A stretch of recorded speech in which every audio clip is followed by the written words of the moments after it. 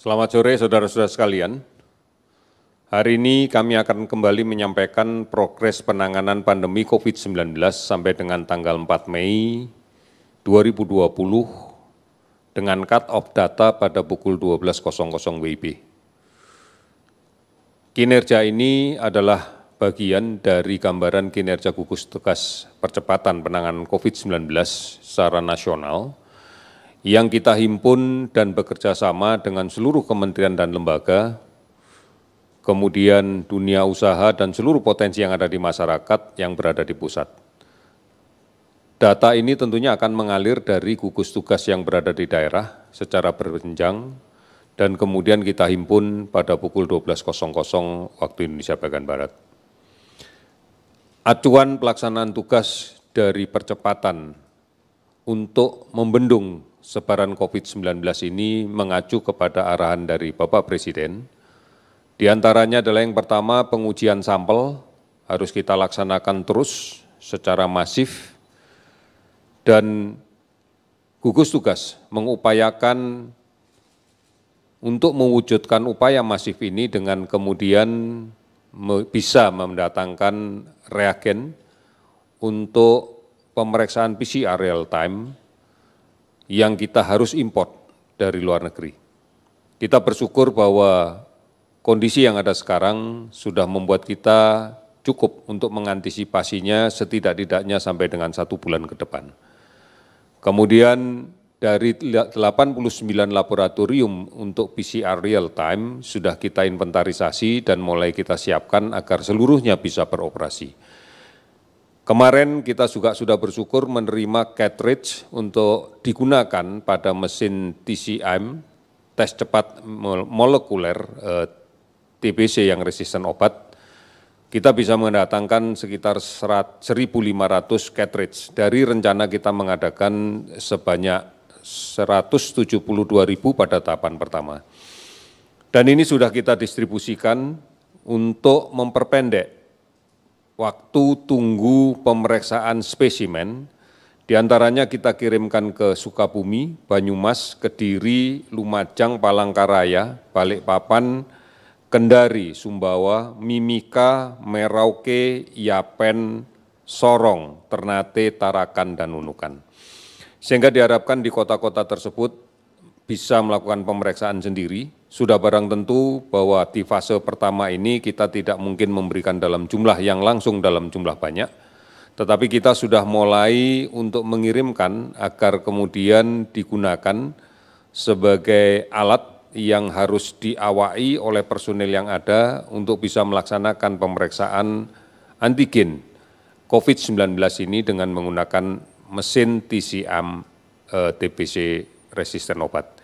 Ini adalah bagian dari upaya kita untuk meningkatkan jumlah pemeriksaan yang lebih banyak, lebih masif, dan kemudian nantinya akan disertai dengan pelaksanaan isolasi yang lebih ketat. Tujuan dari pemeriksaan ini tentunya adalah dalam rangka untuk memprioritaskan pada kasus-kasus PDP terutama, agar bisa dengan cepat kita tentukan statusnya, apakah yang bersangkutan konfirmasi positif atau bukan dari COVID-19 ini. Apabila memang terkonfirmasi positif, maka dua hal yang harus segera dilaksanakan. Yang pertama adalah isolasi ketat yang bersangkutan, tentunya disertai dengan upaya layanan kesehatan yang komprehensif. Yang kedua adalah dalam rangka untuk pegangan dalam rangka kontak tracing. Ini menjadi penting karena kalau kita tidak bisa segera melakukan isolasi kasus positif tengah masyarakat, maka tidak menutup kemungkinan bahwa ini akan menjadi sumber penularan baru di tengah masyarakat, dan ini adalah bagian dari rantai penularan yang harus kita putus. Oleh karena itu, inilah yang perlu kita lakukan di dalam kaitan dengan melaksanakan pemeriksaan secara masif, secara lebih banyak lagi, disertai dengan tindakan isolasi. Kemudian yang kedua, kita harus mulai merubah perilaku dalam kaitan dengan pelayanan rumah sakit hanya dalam kepentingan konsultasi medis. Yang semula kita harus mengakses rumah sakit secara langsung dan ketemu fisik antara tenaga kesehatan yang memberikan konsultasi medis dengan kita. Di era sekarang sudah mulai kita budayakan di dalam masyarakat bahwa ini bisa dilakukan dengan cara menggunakan teknologi, dengan cara telemedicine. Ini adalah penting di dalam kaitan untuk mengurangi kunjungan ke rumah sakit hanya untuk kepentingan konsultasi medis yang akan memperbesar resiko untuk tertular pada saat perjalanan menuju rumah sakit atau pada saat berada di ruang tunggu rumah sakit. Oleh karena itu, mudah-mudahan ini menjadi sebuah budaya baru yang akan kita terus tanamkan ke depan, sehingga kemudian resiko untuk menjadi tertular ini menjadi lebih kecil lagi. Yang berikutnya adalah komunikasi yang efektif, yang detail, yang baik, dan transparan kepada semua pihak. Tentunya komunikasi ini terkait dengan kinerja pemerintah dan kinerja kita semua di dalam upaya untuk menyelesaikan permasalahan pandemi COVID-19 ini. Kita pahami bahwa dampak dari COVID-19 ini cukup banyak, tidak hanya berbicara pada bidang kesehatan, tetapi juga bidang yang lain. Bagaimana kemudian jejaring pengaman sosial harus bisa kita berikan dengan baik kalau kemudian komunikasi melalui data dan sebagainya tidak tersedia secara transparan dan kemudian akan menyulitkan kita di dalam pelaksanaannya. Khusus tentang penyakit ini sudah barang tentu kita semuanya harus tetap mengikuti berita yang benar, informasi yang benar, yang bisa dipertanggungjawabkan tentang COVID-19 ini. Beberapa akses sudah dibuat oleh pemerintah, tinggal kemudian inilah yang kita manfaatkan bersama. Di antaranya adalah covid19.go.id, ada hotline di 119 dengan extension 9, kemudian ada WhatsApp COVID di 0811 33 39 9000, atau bisa diakses juga melalui Halo Kemkes di 15500 567. Banyak sekali aplikasi online dan kemudian layanan-layanan telemedicine yang ada di jejaring komunikasi kita. Oleh karena itu ini bisa diakses. Dan secara terus-menerus, rutin, secara langsung TVRI, RRI, yang kemudian disebarluaskan oleh semua televisi dan radio swasta yang lainnya, memberikan update tentang COVID-19 ini. Oleh karena itu manfaatkan ini. Kemudian salah satu kunci di dalam kaitan dengan memutuskan rantai pandemi COVID-19 ini adalah kemudian berdisiplin. Masyarakat diharapkan bisa melaksanakan disiplin untuk mematuhi aturan yang sudah diberikan oleh pemerintah. Kita sadari bersama bahwa sejak awal kita sudah memberikan arahan, kami sudah memberikan arahan kepada seluruh masyarakat dalam rangka untuk mengurangi risiko terpapar penyakit ini. Di antaranya adalah physical distancing, jaga jarak fisik pada saat berkomunikasi dengan siapapun. Ini perlu kita lakukan karena sumber penularan dari orang yang sakit ini berada di percikan droplet dia pada saat batuk, bersin, dan berbicara. Dengan menjaga jarak, kita berharap tidak akan terkena secara langsung. Kemudian yang kedua, mencuci tangan dengan menggunakan sabun dan air yang mengalir. Ini adalah kebijakan yang harus disiplin kita jalankan terus. Menggunakan masker saat keluar rumah adalah bagian dari itu. Oleh karena itu, pada tingkatan yang lebih lanjut, pemerintah sudah menetapkan beberapa daerah untuk memberlakukan peraturan tentang pembatasan sosial berskala besar. Sudah barang tentu pemerintah daerah yang memahami betul dinamika yang ada di masyarakat setempat. Oleh karena itu, detail pelaksanaan operasional dari PSBB diserahkan sepenuhnya kepada kepala daerah yang mengajukan, yang kemudian ditulis dan disampaikan dalam peraturan gubernur pada level provinsi, peraturan bupati pada level kabupaten, atau peraturan wali kota pada level kota. Inilah yang kemudian secara detail mengatur tentang kegiatan aktivitas sosial di lingkungannya masing-masing. Di peraturan inilah yang kemudian secara selektif kepala daerah bisa menentukan mana yang seharusnya seluruhnya bisa bekerja dari rumah, mana perkantoran atau perusahaan yang memang tidak memungkinkan untuk dikerjakan atau pekerjanya bekerja dari rumah. Misalnya yang terkait dengan industri, yang terkait dengan kebutuhan dasar, kebutuhan pokok, kemudian juga mana yang kemudian perlu diatur yang terkait dengan ekspor atau industri strategis dan seterusnya. Termasuk bagaimana kemudian pusat perbelanjaan, bagaimana pasar, bagaimana toko diatur. Ini semua adalah kebijakan pelaksanaan teknis oleh kepala daerah, yang tentunya akan tertuang di peraturan gubernur, peraturan bupati, peraturan wali kota, dan seterusnya. Oleh karena itu, evaluasi dari pelaksanaan PSBB ini salah satunya di samping pengendalian jumlah pelaporan dari kasus positif yang kemudian muncul, juga disertai dengan bagaimana masyarakat bisa menjalankan dengan baik. Apakah kemudian ini akan mampu mengendalikan pandemi secara maksimal? Apakah kemudian ini akan mampu memberikan ketenangan pada masyarakat? Maka peraturan-peraturan pelaksana pada level kepala daerah inilah yang menjadi penting. Saudara-saudara, berikutnya adalah bahwa kita harus memberikan jaminan bahwa arus logistik dari pusat sampai daerah, dari sentra produksi sampai kemudian masyarakat pengguna, dari gudang sampai dengan daerah harus berjalan dengan baik.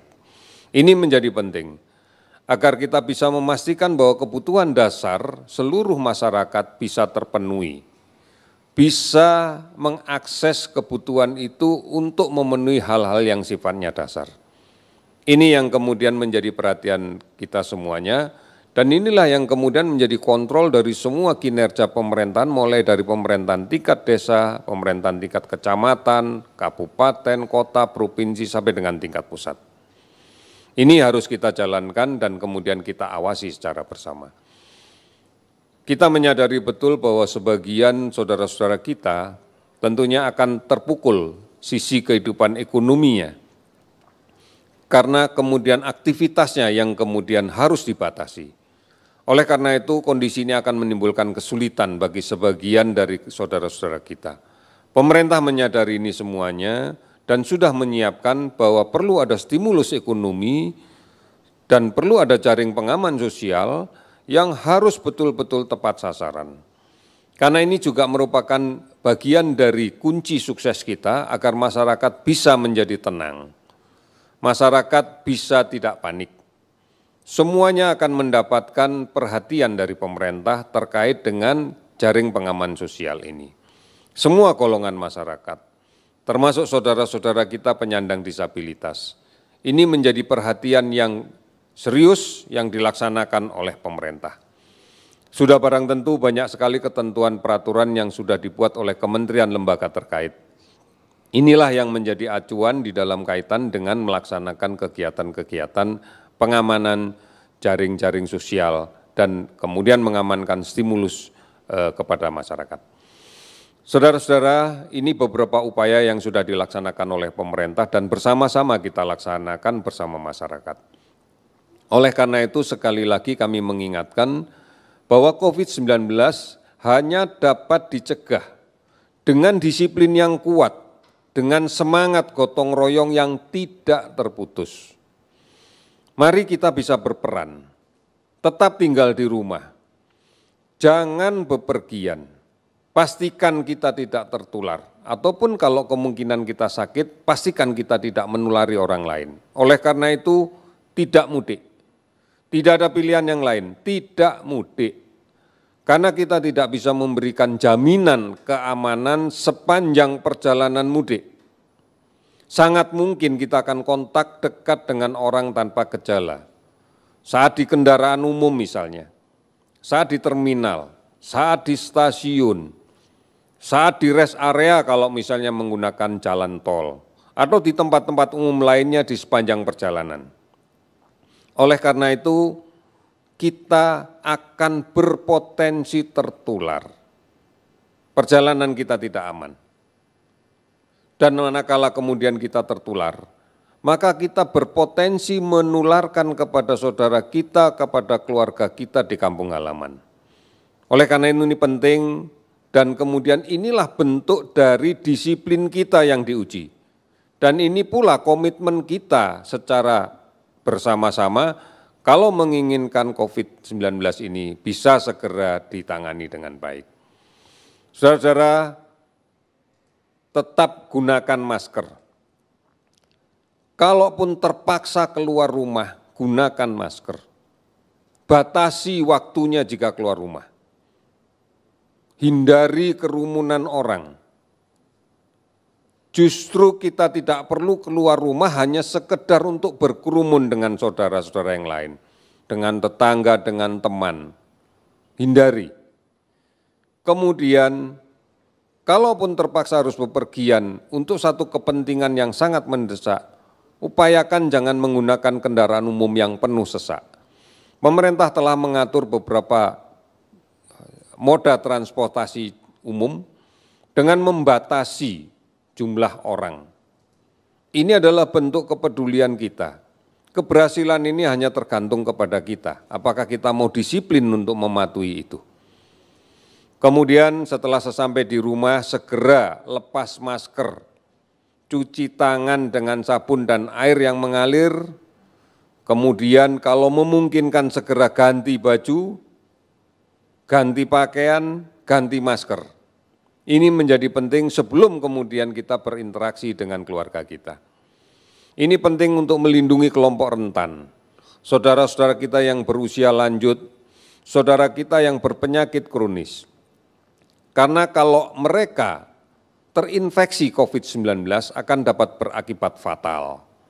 Oleh karena itu, sadari betul bahwa sebagian besar adik-adik kita atau saudara-saudara kita yang masih sehat, yang masih muda, yang memiliki imunitas baik, tidak berarti mereka tidak membawa virus. Bisa saja mereka terpapar virus meskipun mereka tidak mengalami keluhan apapun. Nah, ini manakala kemudian menular kepada saudara kita yang rentan, ini akan berdampak fatal. Oleh karena itu, mari bersama-sama kita menjalankan ini. Mari kita bekerja sama. Mari sejak dari perangkat RT, RW, desa, sampai dengan kemudian pelaksanaan di tingkat yang lebih tinggi lagi, kita jalankan dengan komitmen yang baik.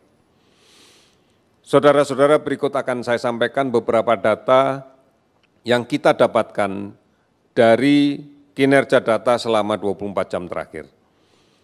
Jumlah spesimen yang kita periksa sampai dengan saat ini sebanyak 116.861 spesimen. Ini berasal dari 86.061 orang pasien. Kemudian kasus positif terkonfirmasi bertambah 395 orang, sehingga menjadi 11.587 orang. Kasus konfirmasi positif COVID-19 yang sembuh bertambah 78 orang, sehingga menjadi 1.954 orang. Kasus yang meninggal bertambah 19 orang, sehingga menjadi 864 orang. Pasien ODP akumulasi sampai dengan saat ini adalah 238.178. Dari data ini, kemungkinan besar bahwa yang sudah selesai kita observasi dan kemudian sudah selesai pemantauannya sekitar hampir 200.000. Oleh karena itu tinggal sebagian saja yang memang proses pemantauannya belum selesai. PDP 24.020 orang, ini keseluruhan sedang dalam proses untuk konfirmasi laboratorium dengan menggunakan PCR. 331 kabupaten kota telah terdampak di 34 provinsi. Kalau kita lihat sebaran pasien sembuh yang paling banyak adalah di DKI Jakarta 632, kemudian Sulawesi Selatan 199, Jawa Timur 178, Jawa Barat 159, dan Bali 159. Dari total keseluruhannya adalah 1.954 orang. Saudara-saudara, inilah yang kemudian bisa kita sampaikan. Mari kita berpartisipasi secara aktif dalam penanganan COVID-19. Mari kita putuskan penularan COVID-19. Hargai dan bantu mereka yang melakukan isolasi mandiri. Jangan mendiskriminasikan COVID-19 yang sudah sembuh. Kemudian, mari kita hargai kita hormati tenaga kesehatan yang telah menjadi garda terdepan dalam layanan penderita COVID-19. Mereka semestinya kita tempatkan sebagaimana mestinya, sebagai orang-orang yang banyak menolong kita, bukan kita diskriminasikan. Oleh karena itu, transmisi penularan ini harus betul-betul kita waspadai. Penyakit ini tidak lagi mengenal batas usia, tidak lagi mengenal golongan, tidak ada lagi mengenal pekerjaan. Ini semuanya berisiko untuk tertular dan kemudian juga berisiko untuk menular ke siapapun. Maka mari kita harus menjadi satu bagian yang utuh. Pandemi adalah masalah dunia, bukan hanya masalah 1-2 negara, bukan masalah 1-2 provinsi dalam negara, bukan masalah 1-2 kabupaten di dalam negara. Demikian seterusnya, ini masalah bersama. Oleh karena itu ini mutlak untuk kita pahami. Sehingga tidak ada lagi yang mengatakan bahwa saya aman karena saya berada di tempat yang tidak ada kasus. Saya merasa tidak aman karena saya berada di tempat yang banyak kasus. Semua memiliki kemungkinan yang sama. Oleh karena itu kehati-hatian harus dilaksanakan secara bersama-sama. Kita yakin dengan bergotong royong melawan COVID-19 dan terintegrasi secara baik mulai dari pusat sampai ke desa, RT, RW, sampai dengan keluarga, maka kita bisa menghadapi ini dengan baik. Komitmen kita kalau menjalankan ini dengan baik, insya Allah pada bulan Juni, bulan Juli semuanya sudah lebih baik lagi dibanding dengan kondisi sekarang. Kita bisa mengendalikan secara maksimal, sehingga kita bisa menuntaskan permasalahan ini dan kita bisa hidup lebih baik lagi dari kondisi yang sekarang dengan kondisi yang mengarah ke lebih normal. Saudara-saudara, yakinlah bahwa kita pasti bisa. Indonesia, kita pasti bisa. Sekian, terima kasih.